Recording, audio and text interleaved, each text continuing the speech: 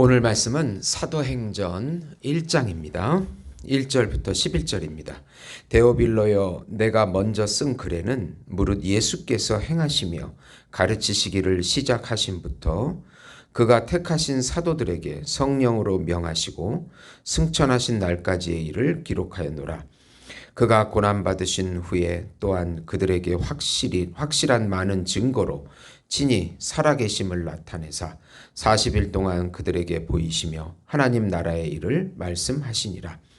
사도와 함께 모이사 그들에게 분부하여 이르시되 예루살렘을 떠나지 말고 내게서 들은 바 아버지께서 약속하신 것을 기다리라.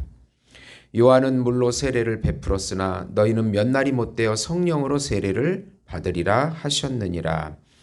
그들이 모였을 때 예수께 여쭈어 이르되 주께서 이스라엘 나라를 회복하심이 이때니까 하니 이르시되 때와 시기는 아버지께서 자기의 권한에 두셨으니 너희가 알 바 아니요 오직 성령이 너희에게 임하시면 너희가 권능을 받고 예루살렘과 온 유대와 사마리아와 땅끝까지 이르러 내 증인이 되리라 하시니라. 이 말씀을 마치시고 그들이 보는데 올려져 가시니 구름이 그를 가리어 보이지 않게 하더라. 올라가실 때 제자들이 자세히 하늘을 쳐다보고 있는데 흰 옷 입은 두 사람이 그들 곁에 서서 이르되 갈릴리 사람들아 어찌하여 서서 하늘을 쳐다보느냐. 너희 가운데서 하늘에 올려지신 이 예수는 하늘로 가심을 본 그대로 오시리라 하였느니라. 아멘. 네. 예수님의 부활과 승천이라는 제목으로 은혜를 나누고자 합니다. 사랑하는 성도 여러분, 복음은 기쁜 소식입니다. 왜 복음이 우리에게 기쁜 소식이 됩니까? 하나님께서 정하신 한 분, 하나님께서 준비하신 한 분, 하나님께서 보내신 한 분, 그분은 하나님이시고 하나님의 아들이시며 우주적인 왕이시며 우주적인 제사장이시고 우주적인 중보자이시고 우주적인 메시아이시며 또 우주적인 어린 양이시고 우주적인 참 인간이신 예수님께서 이 땅에 성육신하셔서 하나님 나라의 왕으로 구세주로 우리 안에 들어오셔서 여기서 통치해 주신다는 소식이 바로 복음인 것입니다.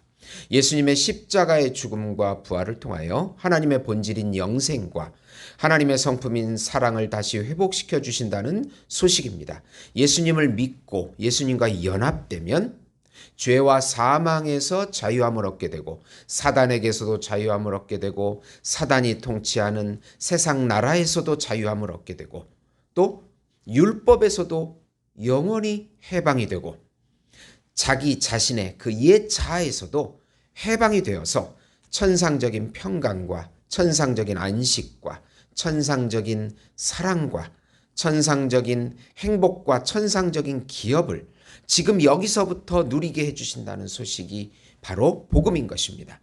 예수님께서 우리 안에 말씀으로 임재해 주시고 영으로 임재해 주시고 이름으로 임재해 주시고 살과 피로 임재해 주셔서 같이 살아주시고 인도해 주시고 동행해 주시겠다는 소식이 바로 복음인 것입니다. 이 복음을 믿음으로 마음껏 누리시는 우리 성도 여러분이 되시기를 예수님의 이름으로 축원드립니다. 신약의 역사서가 사도행전인데요. 이방인 누가가 기록을 했습니다.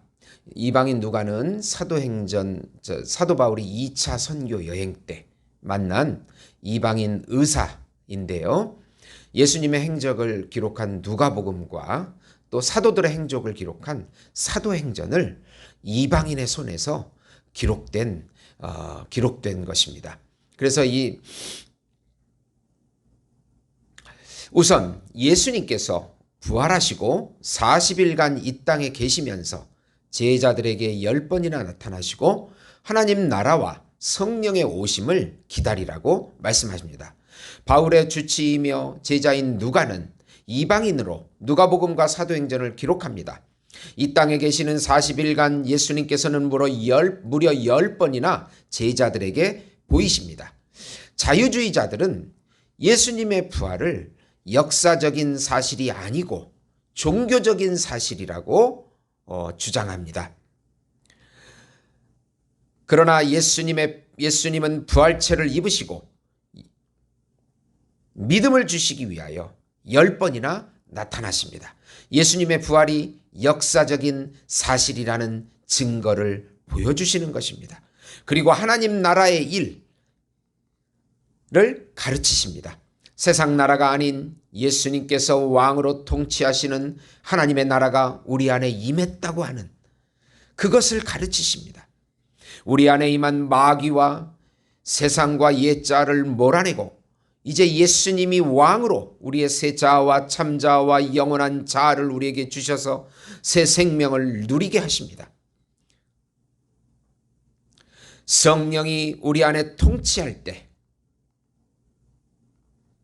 하나님의 나라가 우리 안에서 심겨지고 확장되고 나타나는 것입니다. 그래서 성령이 오실 때까지 예수님 예루살렘에서 기다리라고 명령하십니다.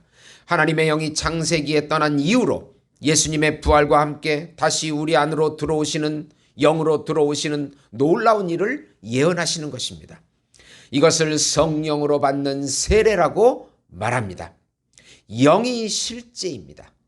영이신 하나님이 우리 안에 실제로 통치하십니다. 영이 오셔서 우리를 통치하시며 영의 통치가 바로 하나님의 나라인 것입니다. 두 번째로 예수님께서 승천하셔서 500여 제자들에게 성령이 오시면 땅끝까지 예수님의 증인이 될 것이라고 말씀하십니다. 부활하신 예수님을 만난 제자들은 저마다 기대한 바가 있었을 것입니다. 제자들은 이 땅의 이스라엘의 회복이 언제입니까? 라고 기도하면서 지금이 그때입니까? 라고 묻습니다. 예수님이 살아계실 때는 그때냐고 물었지만 예수님이 죽으신다고 하니까 절망에 빠졌습니다. 그런데 지금은 예수님이 부활하셔서 다시 나타났습니다. 제자들은 또 같은 질문을 합니다. 그러나 예수님께서는 때와 기한은 오직 하나님 아버지만 아신다고 7절에 말씀하십니다. 오직 성령이 오시면 예루살렘과 온 유대와 사마리아 땅끝까지 예수님의 증인 마르투스가 될 것이라고 말씀하십니다. 증인이라는 헬라어 마르투스는 영어의 순교자 멀처라는 단어로 나오게 됩니다. 예수님을 전하기에 목숨을 거는 사람들입니다. 한국교회 20대 청년 선교사들이 와서 목숨을 걸고 순교하였습니다. 우리가 바로 전 세계를 향한 복음의 순교자들입니다. 성령의 역할은 우리가 예수님을 누리고 나타내는 증인의 삶을 살게 해 주신다는 것입니다. 영의 통치를 받을 때 예수님이 나타나게 되는 것입니다.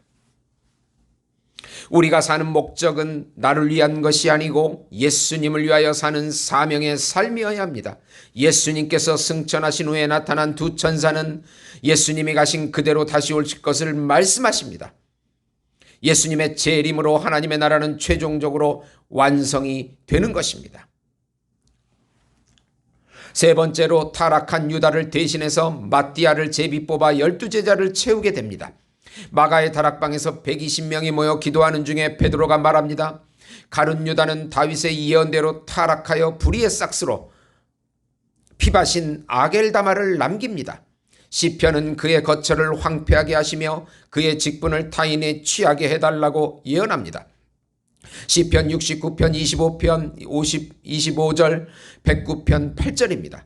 결국 여호와의 선물이라는 의미의 마띠아를 제비 뽑게 됩니다. 그가 마지막 12번째 사도가 되었습니다. 우리는 항상 공동체 안에서도 사람이 배반하는 것을 너무 이상하게 생각할 필요가 없습니다. 항상 배도자가 있을 가능성을 염두에 두고 끝까지 증인의 삶, 예수 증인의 삶을 사명을 감당하기 위해서 그 자리를 또 새로운 사람으로 새로운 사명자로 채워 넣는 것입니다. 끝까지 하나님 나라의 공동체인 이 교회가 그 사명을 감당할 수 있게 말입니다. 사도행전 1장 8절에 보시면 오직 성령이 너희에게 임하시면 너희가 권능을 받고 예루살렘과 온 유대와 사마리아와 땅끝까지 이르러 내 증인이 되리라 하시니라. 우리는